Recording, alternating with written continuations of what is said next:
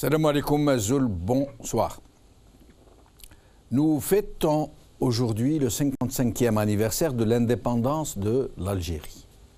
En fait, et en réalité, nous fêtons le jour de la reddition de Hussein Dey face aux généraux qui étaient à la tête de l'armée expéditionnaire française qui avait débarqué à Sidi Faraj le 14 juin 1830 et qui avait vécu les troupes de la Régence.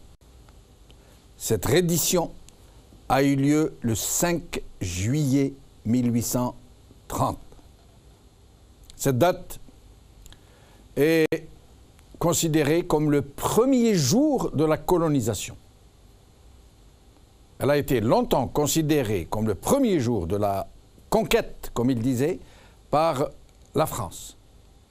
Un siècle plus tard, d'ailleurs, le 5 juillet 1930, la France fêtera le centenaire de la conquête française de l'Algérie. 5 juillet 1930, un siècle plus tard. Un siècle plus tard du jour de la reddition par Hussein Dey. Le jour de l'indépendance algérienne, en fait, a été le 3 juillet 1962, et non pas le 5. Le 3 juillet 1962, dès le lendemain du référendum d'autodétermination, après que le peuple algérien ait exprimé de façon massive sa volonté de recouvrer son indépendance. On ne sait pas qui a décidé de choisir la date du 5 juillet plutôt que celle du 3 juillet, certainement pour faire coïncider les deux dates, celle de la colonisation et celle de la libération.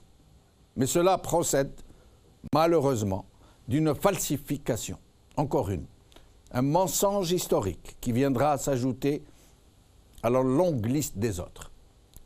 Cela fait donc 55 ans et 2 jours que l'Algérie a arraché son indépendance. 55 ans, plus d'un demi-siècle. En 1962, nous étions 10 millions d'habitants environ, dont les 3/4 vivaient à la campagne. Nous étions pauvres, mais la société était autrement plus organisée, autrement plus civique, autrement plus humaine, j'allais dire, qu'aujourd'hui. Nous avions une agriculture qui parvenait à nourrir la population et qui exportait même des produits particulièrement prisés, tels que le vin, les agrumes, les ovins, le helfa et d'autres encore. Nous avions une industrie balbutiante, mais un artisanat de grande qualité, dont certains produits avaient une réputation internationale, comme le tapis Nemouchi, par exemple. Nous avions peu d'écoles, une université qui ne pouvait accueillir que peu d'étudiants, mais l'enseignement qui était dispensé était d'une très grande qualité. La société algérienne était saine, emplie de rêves, et elle vivait le bonheur indescriptible pour qui ne l'a pas connu, d'un peuple longtemps asservi et qui venait d'arracher sa liberté et sa dignité. Mais, malheureusement, nous n'allions pas tarder à déchanter. Des loups s'étaient engouffrés dans la bergerie. Des embusqués, prêts à tout pour le pouvoir, allaient détourner le fleuve de la Révolution, en usant de tous les moyens. Le mensonge, la manipulation, la violence, l'assassinat politique, le bannissement de ceux qui avaient osé leur résister. Le régime qui sévit aujourd'hui est la continuation naturelle de celui qui capta indûment le pouvoir avant même l'indépendance. L'actuel président, M. Abdelaziz Bouteflika, fut celui qui avait été envoyé par Boumedienne en France, à la prison d'Aulnay, pour négocier avec Ben Bella la prise du pouvoir. Un accord entre Boumedienne et Ben Bella qui a fini commencer. À un membre de ce régime à qui j'avais fait remarquer l'année passée que 54 ans plus tard, l'Algérie était dans un bien triste état, il m'avait rétorqué ceci. Qu'est-ce que 50 ans dans la vie des nations? Fin de citation. Un leitmotiv que répètent à l'unisson tous les tenants du régime de toute façon. Ils font mine d'oublier que l'Allemagne et le Japon, après avoir été totalement ravagés, dévastés, et qui comptaient des millions de morts, ont mis moins de 50 ans pour se hisser à la tête des nations. Qu'en 1962, la Corée du Sud était moins développée que l'Algérie de l'époque, de la même époque. Et qu'en moins de 50 ans, elle est devenue 12e puissance économique du monde.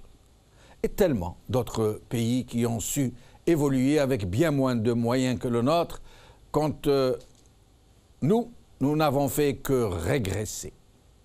Quelques chiffres, même s'ils peuvent sembler illusoires ou déplacés.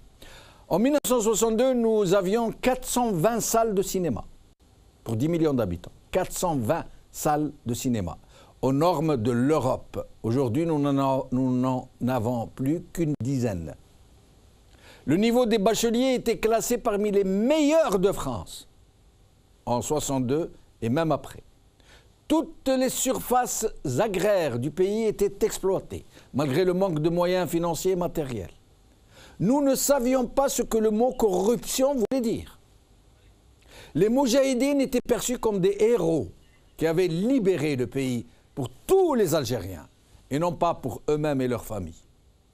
Les gens ne partaient travailler à l'étranger que quand ils n'avaient plus d'autre choix.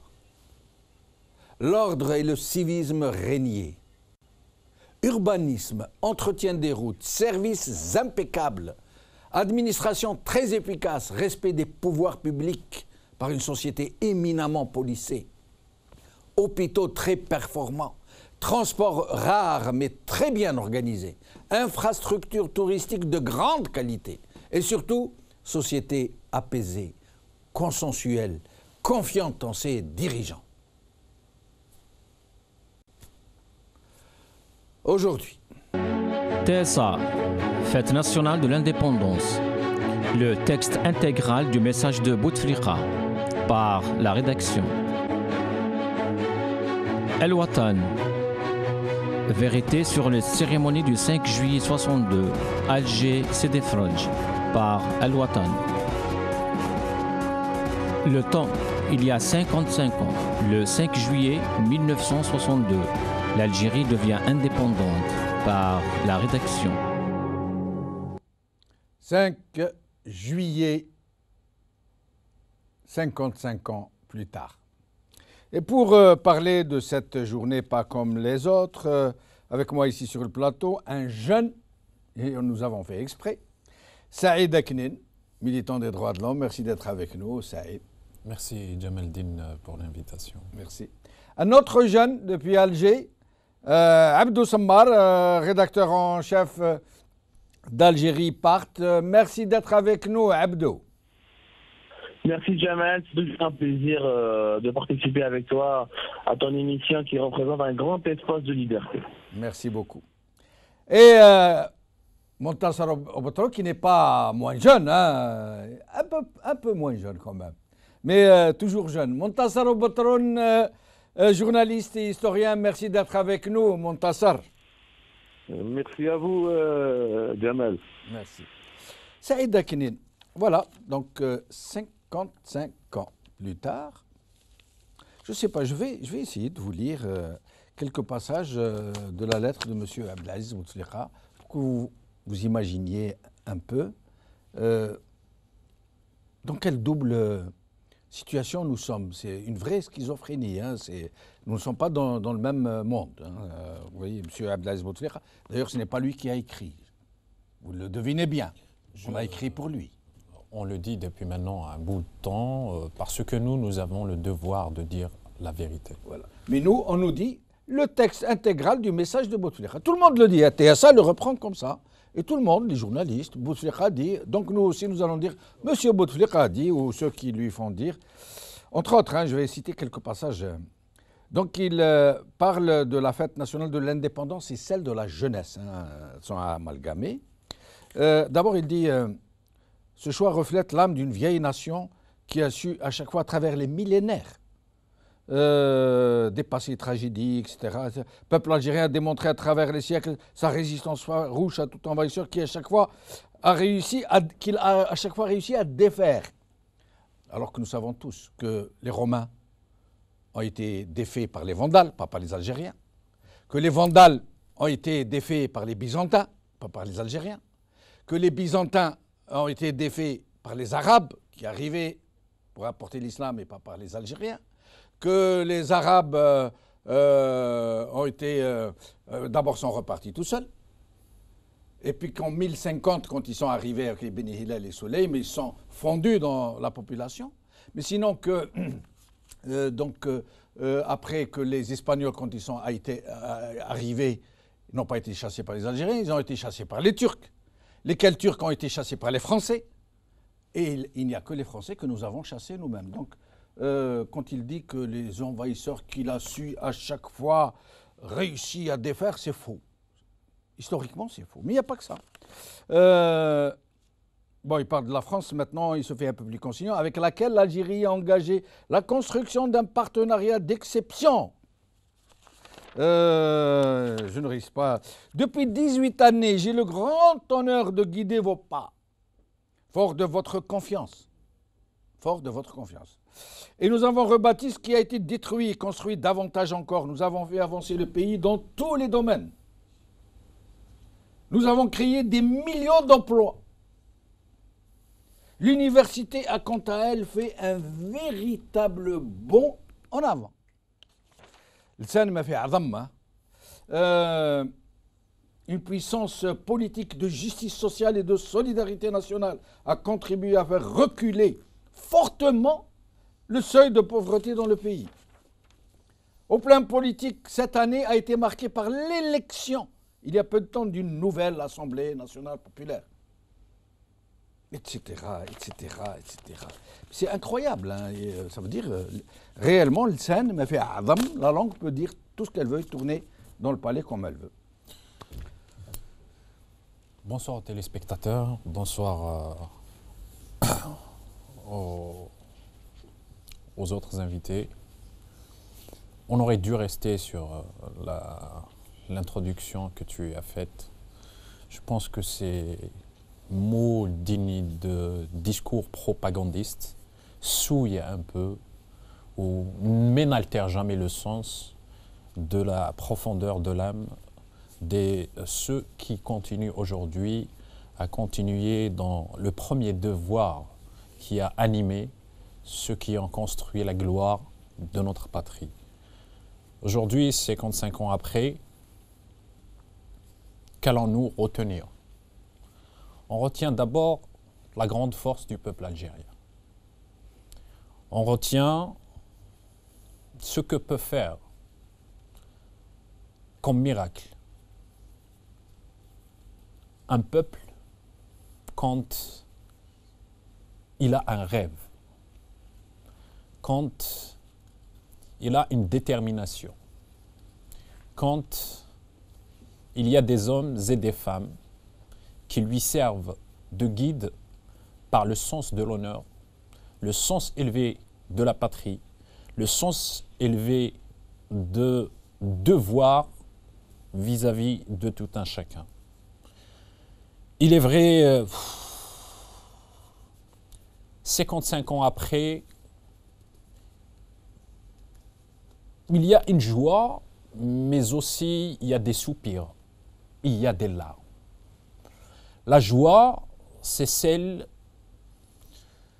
de cette belle leçon qu'ils nous ont donnée à ceux auxquels vont mes pensées, sont nos valeureux martyrs.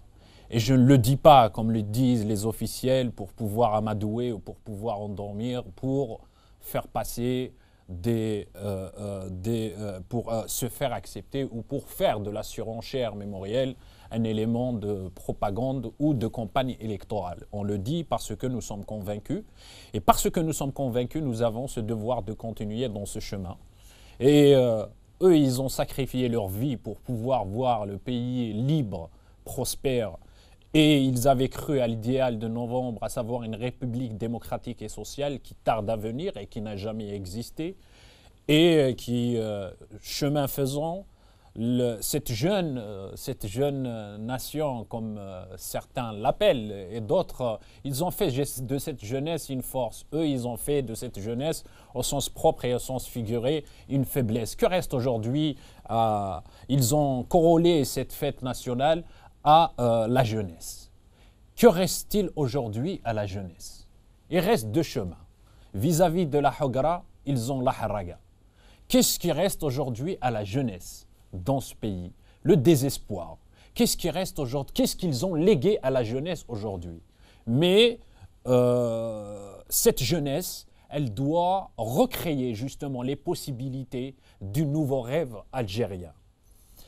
Quand son rêve à elle, cette jeunesse, n'est que de partir, quand les meilleurs de cette jeunesse, ces élites qui sont en train, cette hémorragie d'élite qui est en train de se produire, 200 000 diplômés d'études supérieures qui ont quitté le pays au cours de ces 10 dernières années seulement. 200 000.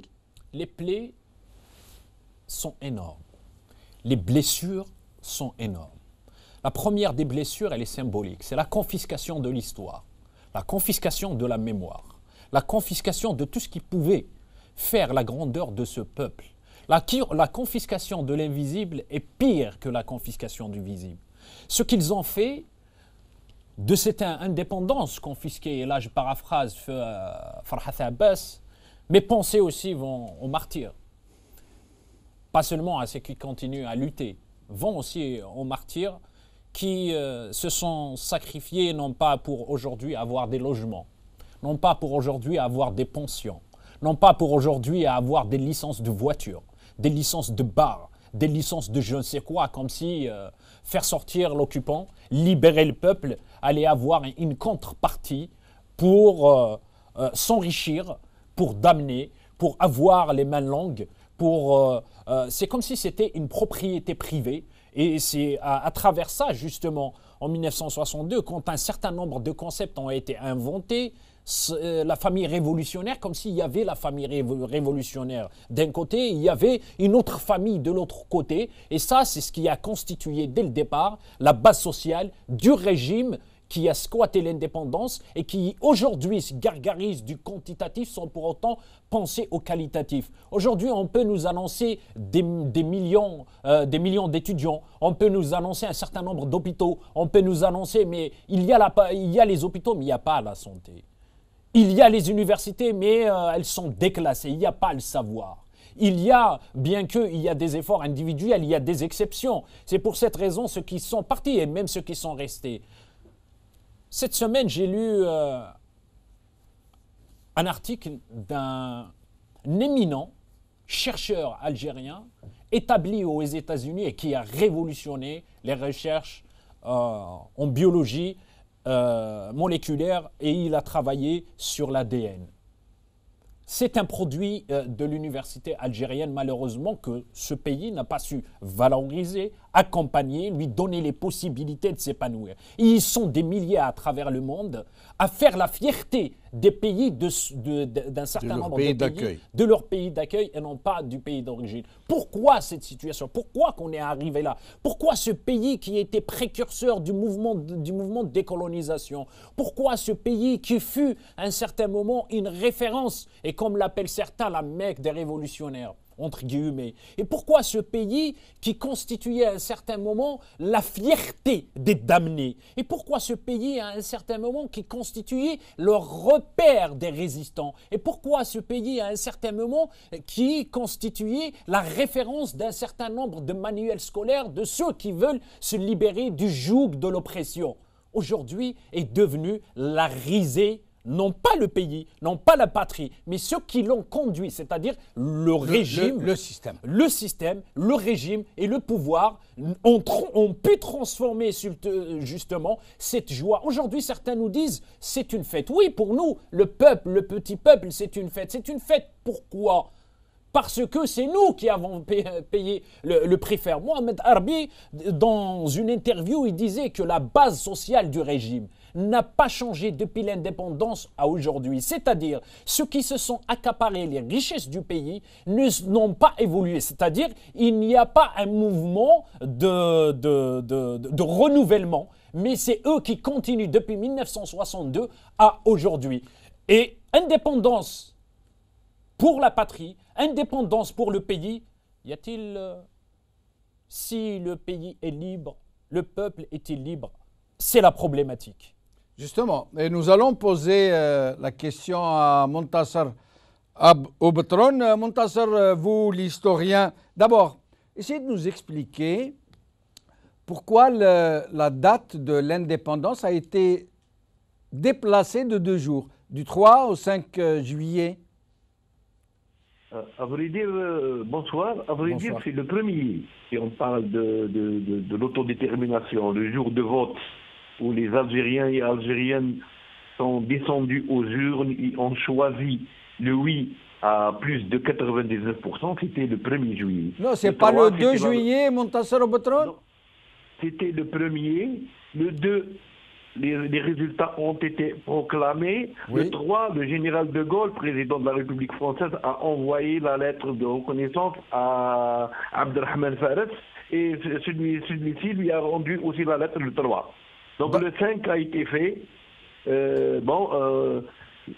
Personnellement, j'ai écouté la version de 2 acteurs, Ammar Bentoumi, des signataires du premier journal officiel proclamant les résultats du référendum du 1er juillet 62, et Qaddour Satour, l'avocat, c'était un adjoint de Farhat Abbas, ils sont tous morts. Donc l'équipe à Alger a retardé exprès l'annonce des résultats pour que ça tombe le 5. Le 5, c'était dans leur esprit, et je crois qu'ils avaient tort, l'intention était bonne, c'était d'effacer une date qui était celle de la chute d'Alger. C'était le jour où Alger a été occupé par de Bourmont, et où le Dey Hussein a signé sa reddition. Voilà. Et le 5 juillet, pour les gens qui écoutent, le mouvement national, pendant les années indépendantistes, a toujours marqué cette journée par des manifestations et des grèves de protestation. C'était plus un jour de deuil qui rappelle la chute d'Alger. Ça, c'est sur le plan historique. Maintenant, j'ai entendu la lettre que j'ai lue du président. Bien sûr, le président n'a rien écrit, il ne s'est même pas déplacé, il ne peut pas se déplacer au stade. La coupe, elle est en train de se jouer. Mais ceux qui écrivent au nom du président ont commis beaucoup de bêtises. Je me souviens, y compris quand les messages là, de condoléances, quand il y a la mort de Bentoubal, Aït Ahmed. Donc même les biographies ne les connaissent pas. Ils ont fait rentrer Aït Ahmed en prison avant 1956. Même chose pour Bentoubal. C'est quelqu'un qui commet beaucoup de bêtises, qui agit au niveau de la présidence dans ce domaine d'histoire. Je peux vous signaler, si vous rentrez maintenant dans le site de la présidence de la République, le Moradia.dz, on prend l'hymne national, on trouve que c'est écrit, qu'il a été écrit dans une cellule à la présence de Serkagi, alors que tout le monde sait que c'est faux. Il y a même un livre, les acteurs ont écrit, Moufdi Zakaria l'avait écrit dans sa boutique, etc. Bon. Il y a même ceux qui disent qu'il a été écrit avec son sang. Donc ces mensonges, à force d'être répétés, sont devenus un réflexe et malheureusement un sitcom officiel, comme le Mouradia. Et c'est dans le chapitre des institutions de la République algérienne, il y a des bêtises. Donc, sur le plan, moi, ça ne m'étonne pas. Mais ce que je peux dire, ce texte, c'est pas de la propagande. Pour moi, c'est une insulte à l'intelligence du peuple algérien. Mais comment expliquez-vous, Montassar Oubtron, cette captation de la mémoire par un régime qui en use et en abuse, et pas seulement lui, comme vient de le signaler et de le souligner Saïd Aknin, par ces gens qui s'agglomèrent autour de lui, qui disent avoir libéré le pays, et à croire qu'ils l'ont libéré pour eux-mêmes d'ailleurs, hein, puisqu'ils veulent être les seuls à en profiter. Comment expliquez-vous cette captation de la mémoire collective et, comment dire, et même sa falsification. C'est-à-dire comme s'il ne leur suffisait pas de s'autoproclamer les faiseurs de révolution, les révolutionnaires, encore faudrait-il qu'il en rajoute dans les chiffres, dans la manipulation des faits. Pourquoi tout ça, Montassar? Ils en rajoutent, il se passe pour ceux qui n'ont jamais été, tout le monde sait que la première bouffée de liberté qui a été offerte, je dirais, au peuple algérien depuis 132 ans d'occupation, d'oppression, c'était ce 1er juillet 62, et tout de suite après, cette autodétermination, son indépendance, comme a dit Farhat Abbas, a été confisquée par un groupe ou par ceux qui sont venus. Ils ont pris le pouvoir, ils l'ont pris par la force. Tout le monde sait que justement, dans ce fin juillet, début août, au niveau, il y a plus de 3000 morts dans les affrontements de l'armée des frontières qui est rentrée du Maroc pour la prise du pouvoir. Mais la première arnaque était le 25 septembre 1962, quand il y a eu l'élection de l'Assemblée constituante. Donc, au lieu de donner la parole au peuple pour qu'il choisisse ses représentants choisis par lui qui vont élaborer une constitution, l'Assemblée a été cooptée. Selon le rapport de force d'une guerre civile, les gens ne doivent pas oublier, justement, qu'oublie la présidence, que le déclenchement de la révolution a été en pleine crise du mouvement national, alors qu'on est entré dans l'indépendance, dans une guerre civile carrément. Mais Montassar Ouboutron, est-ce que ce n'est pas aussi de notre faute? Est-ce que nous n'avons pas été complices, nous-mêmes, tout le peuple algérien, nous qui nous sommes tus quand l'armée des frontières a pris le pouvoir, nous, ou alors au mieux, nous avons crié Sebasini Barakat. Ou alors, lorsque nous nous sommes tus, lorsqu'ils ont corrompu les meilleurs des révolutionnaires, ils les ont achetés avec de l'argent. Et ceux qui ne se sont pas laissés acheter, ils les ont tués. Abba Ramdan pendant la révolution, Karim Belkacem, Khayder et d'autres encore, quand ils ont fait mourir le parolier de Qassam en exil, Mofdi Zakaria Rabbi Amou, quand ils ont exilé des gens comme Aït Ahmed, les précurseurs, les fondateurs de novembre, et nous, on applaudissait à ces gens qui nous désignaient, tous ces héros, comme étant des traîtres. Et nous les applaudissions. Absolument, c'est-à-dire le peuple, le silence. Le silence a contribué, il y a une grande responsabilité. Mais il faut dire aussi que le régime qui s'était installé en 1962, vous savez, il a hérité du régime colonial. Il a hérité les concepts et pratiques de dictature, de torture, de manipulation de masse. Et puis on a vu que le film se reproduisait un petit peu. Enlèvement, torture, on a l'impression qu'on était au Chili. Vous savez qu'au Chili, en Amérique latine, toutes les grandes oppressions et répressions, c'était l'œuvre des anciens d'Algérie, les officiers français du 5e bureau, les ultras qui sont après 62, qui sont rendus en Amérique latine, et la fameuse école des escadrons de la mort. Oui. Bien sûr, le peuple, il a crié, le peuple était fatigué, comme disait Ben Saad, avec 7 ans et demi de guerre des plus atroces. On est rentré dans l'indépendance, donc il y a cette tendance à chercher un petit peu l'apaisement, le calme, de les effacer.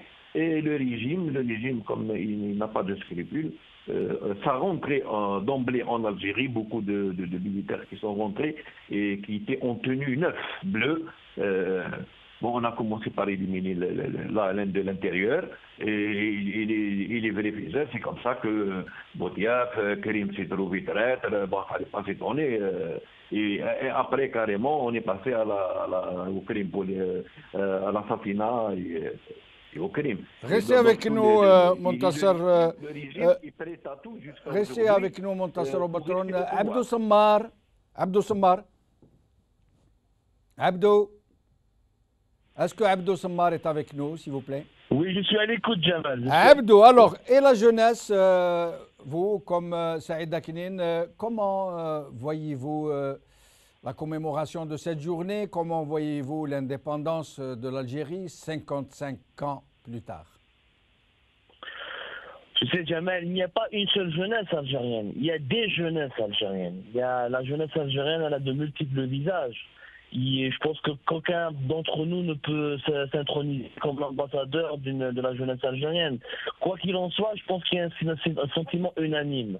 C'est qu'on aurait aimé avoir une fête d'indépendance dans un pays plus festif, dans un pays beaucoup plus ouvert, dans un pays où la corruption ne constitue pas un tabou, dans un pays où on ne kidnappe pas un avocat et on laisse des milliardaires et des riches prendre des comptes et prendre des crédits bancaires sans les rembourser, sans que personne ne les inquiète. Je pense que le sentiment de la jeunesse algérienne, il est certainement lié à une certaine frustration. Le 5 juillet de 2017 n'a rien à voir avec le 5 juillet de 97. Le 5 juillet de 2017, jamais on est dans un monde qui est le monde village, le monde de Google, de Facebook, de Twitter, d'Instagram. Ce monde-là qui permet, qui est à nous les jeunes Algériens, de regarder ce qui se passe ailleurs. Nos dirigeants nous ont toujours dit « Ah, en 55 ans, on a fait des choses miraculeuses ». Quand on voit ce que la Corée du Sud a fait, le mot miracle n'a pas de définition. Quand on voit ce que le Vietnam a fait, alors qu'il a enduré les mêmes souffrances, que l'Algérie, c'est pas la même chose. Quand on voit d'autres pays, même de l'Afrique subsaharienne, comme le Rwanda, etc., qui, malgré leurs moyens dérisoires, s'ouvrent sur le monde, exportent des choses, etc. Oui, le sentiment de la jeunesse algérienne, il est frustré. Nous sommes frustrés, certainement.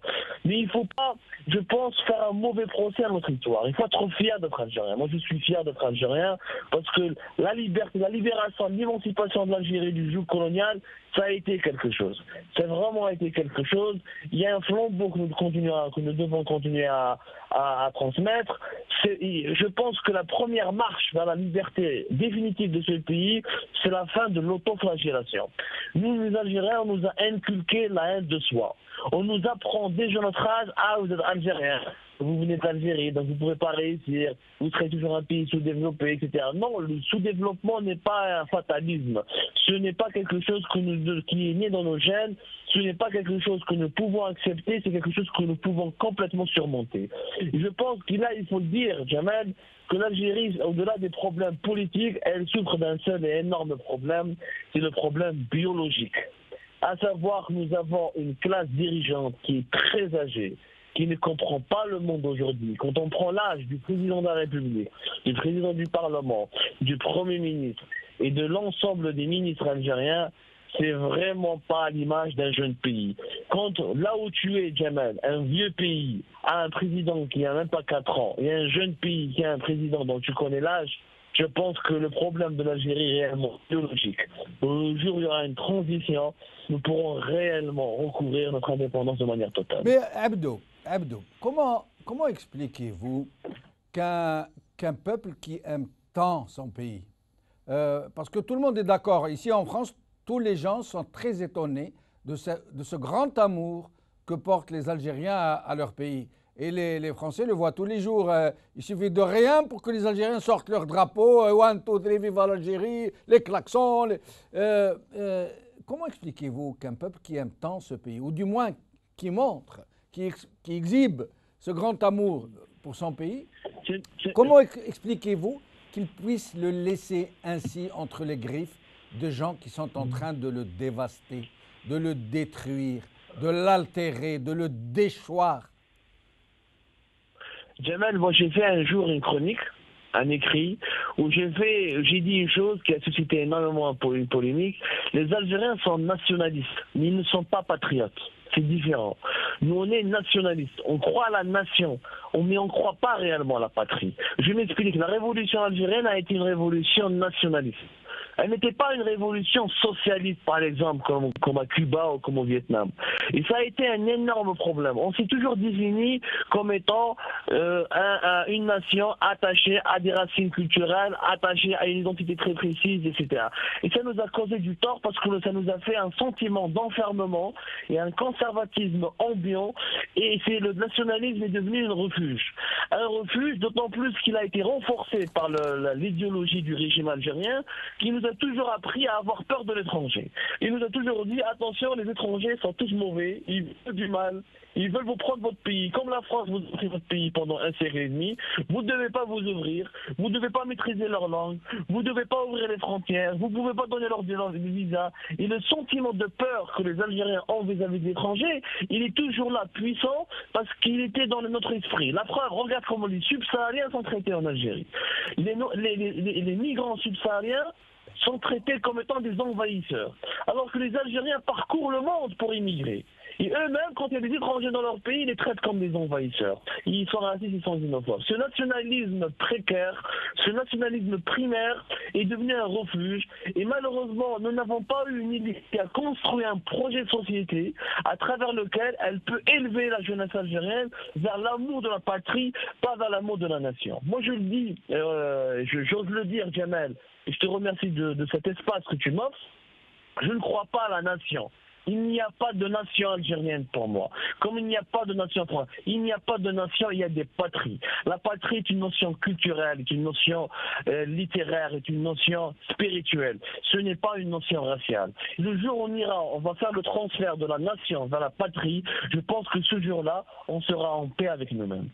Très beau sujet qu'on devrait discuter un jour. Restez avec nous, Abdou Sommar. Saïd Aknin, je vais vous poser une question très dure, très difficile, très grave. Mais nous allons voir d'abord quelques images.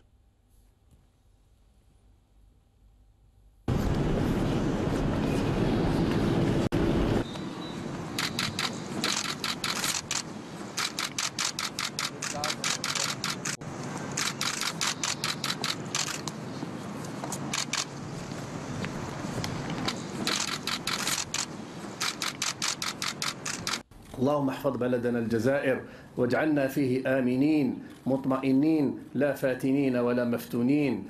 اللهم احفظ رئيسنا العزيز عبد العزيز بوتفليقة. اللهم يدعي الرئيس هذا ما يدعيش الشهداء. اللهم مد له في عمره. اللهم اجعله من عبادك الصالحين الذين لا خوف عليهم ولا هم يحزنون. Regardez l'état dans lequel se trouve le président. ووفقهم إلى ما فيه خير البلاد وصلاح العباد. ربي يشفيه على كل حال. وربي يخليه يروح يريح شوية مسكين.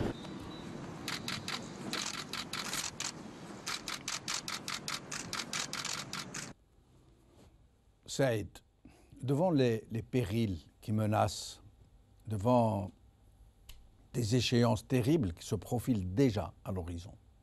Excusez-moi de vous poser cette question, elle est très dure, elle est terrible.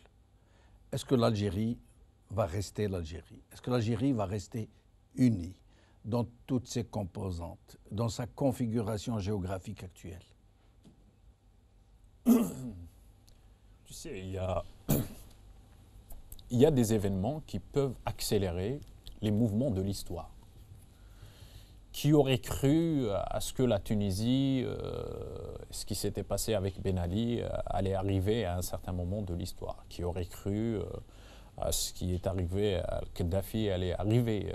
Et tout ce qui est autour, bien que il y a des facteurs endogènes, c'est ce qu'a produit le régime et le système comme frustration, comme souffrance, qui a poussé un certain nombre de personnes à ne pas être lucides sur les dangers qui guettaient de l'extérieur, justement, parce qu'il y a jumelage de deux facteurs, ce qui a fait l'accélération de ces mouvements. Ce que nous souhaitons, à ce que ce régime n'ira pas jusqu'à hypothéquer ce lourd héritage que nous devons festoyer aujourd'hui avec joie, avec honneur, avec tout ce qui peut représenter la grandeur de ce que fut justement cette date. le pays a raté beaucoup de chances. La première des chances qu'il a ratées, c'est de se réconcilier avec son histoire. La deuxième des chances, c'est de se réconcilier avec sa mémoire.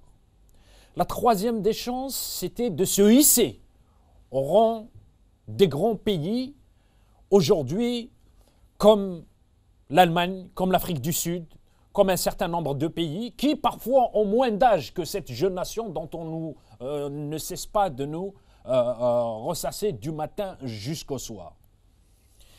Ceux qui gouvernent le pays peuvent aller encore beaucoup plus loin dans ce qu'ils ont déjà construit comme souffrance, dans ce qu'ils ont déjà construit politiquement comme échec, dans ce qu'ils ont déjà semé comme graines de haine dans le peuple, dans ce qu'ils ont construit comme détruit comme possibilité de construction ensemble, de se faire confiance, de se parler, de se respecter, de pouvoir bâtir ensemble quelque chose qui pourrait être, qui va avoir de la pérennité.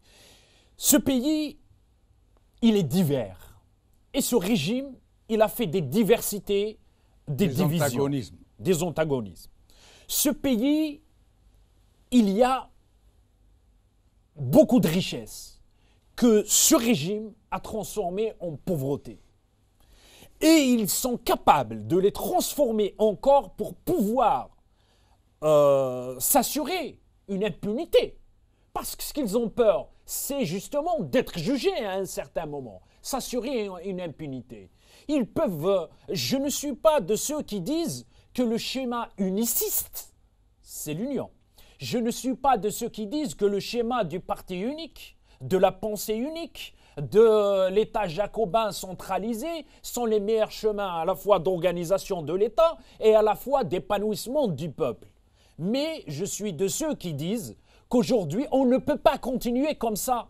Mais je ne suis pas de ceux qui disent aussi qu'il faut la réforme. Non, mais nous sommes dans une situation que la réforme ne suffit pas. C'est la radicalité qu'il faut. Et la radicalité, comment qu'elle va s'amorcer? C'est d'abord par le départ du système. Voici justement comment j'ai commencé mon intervention tout à l'heure.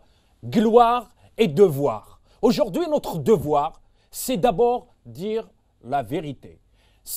Le deuxième devoir, c'est de continuer justement ce travail qui a été fait, cet engagement de nos valeureux martyrs. Merci Saïd. Montassar Roboteron, en 2 minutes environ, parce qu'il ne reste plus beaucoup de temps, nous devons recevoir un invité au téléphone depuis Alger. Montassar, même question. Est-ce que les nuages qui s'amoncellent à l'horizon ne risquent pas d'apporter de mauvaises surprises à l'Algérie? Vous imaginez un peu ce à quoi je pense quand je parle d'unité du pays?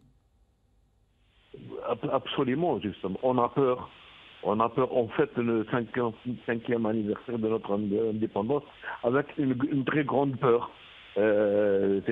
Comme le monsieur venu de parler maintenant, on ne peut pas guérir un cancer avec de l'aspirine ou du paracétamol.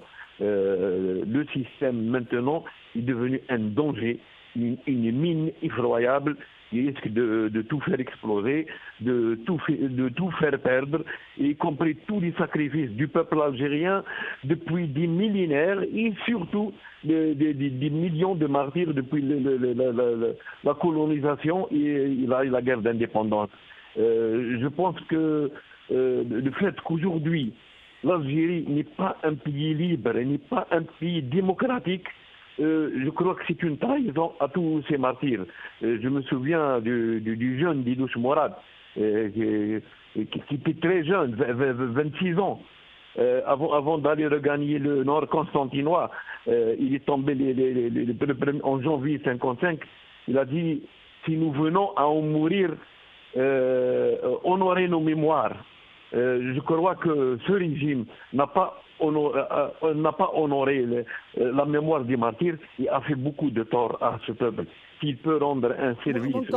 Montassar, vous croyez que ces jeunes combattants de cette époque des années 50, avant l'indépendance, qui ont tant donné, vous pensez qu'ils auraient pu imaginer un instant que le jour viendrait où un régime crapuleux mènerait le pays à une telle rancœur, à une telle haine que de la Kabylie combattante, celle qui a donné les meilleurs de ses fils à la libération du pays, montrerait des aspirations à la séparation, au séparatisme?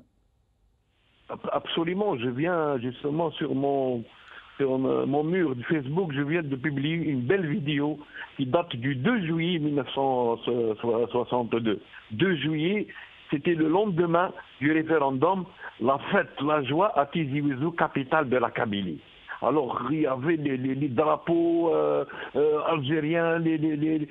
Alors, j'ai dit que cette vidéo, qui était de l'ENA, ne plairait sûrement pas à ceux qui prétendent maintenant à une indépendance. Et j'ai dit que voilà, les Kabyles, avec tous les Algériens, bien sûr, se sont bien autodéterminés en 1962. Cette indépendance, comme a dit Farhat Abbas, leur a été confisquée par un pouvoir qui voulait prendre le pouvoir par la force.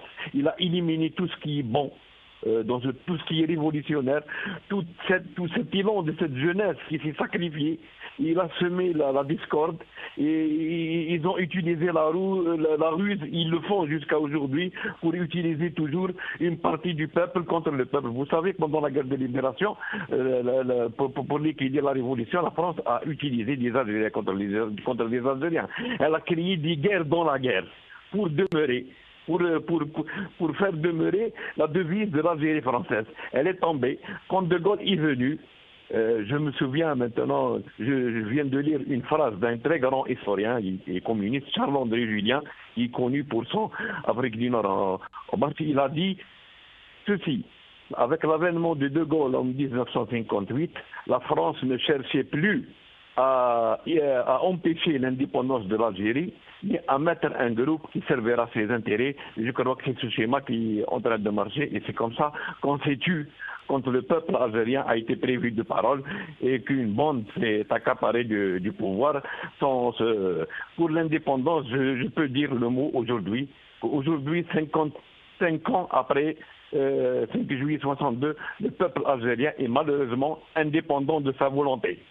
Merci Montassar Oubatron pour cette belle intervention. Merci. Avec nous, Nordine Belmouhoub. Allô? Nordine Belmouhoub, porte-parole des détenus des camps du Sud, des camps de concentration, devrions-nous dire, décrétés par les généraux putschistes. Nordine Belmouhoub, qu'est-ce que vous pensez donc de la commémoration de la journée de l'indépendance et de la jeunesse? Journée de commémoration, si ce n'est pas un grand mot aussi. C'est بنشوف بعد السلام عليكم ورحمة الله تعالى وبركاته وتحياتي للضيوف تاع المغاربية المستمعين.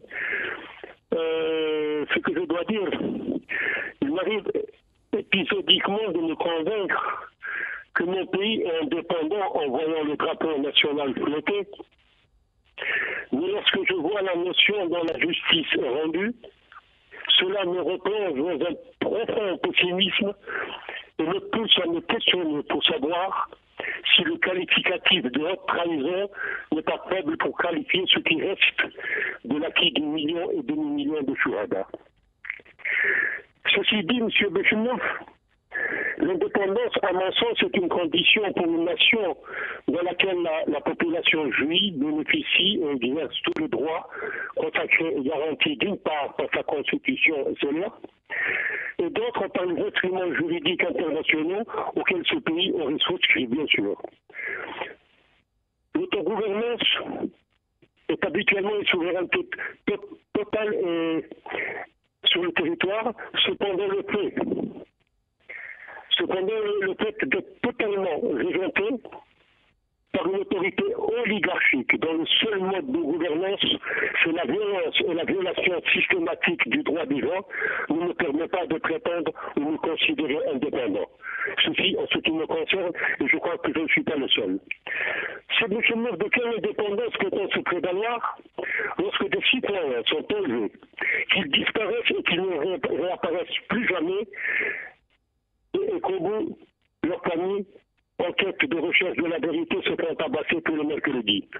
Quand des milliers de citoyens sont arrêtés hors de tout cadre légal, déportés et livrés à la radioactivité nucléaire, je considère qu'il n'est pas question de parler aucunement d'indépendance ou de liberté. Comment l'indépendance lorsque la justice n'est pas souveraine et que le juge n'est pas libre? Et c'est de ce mot qu'on la hadra. Le passe-droit et la corruption sont érigés en mode de gouvernance. Il me paraît indécent de se prévaloir indépendant. Des femmes et des hommes libres se sont sacrifiés pour l'indépendance de notre pays.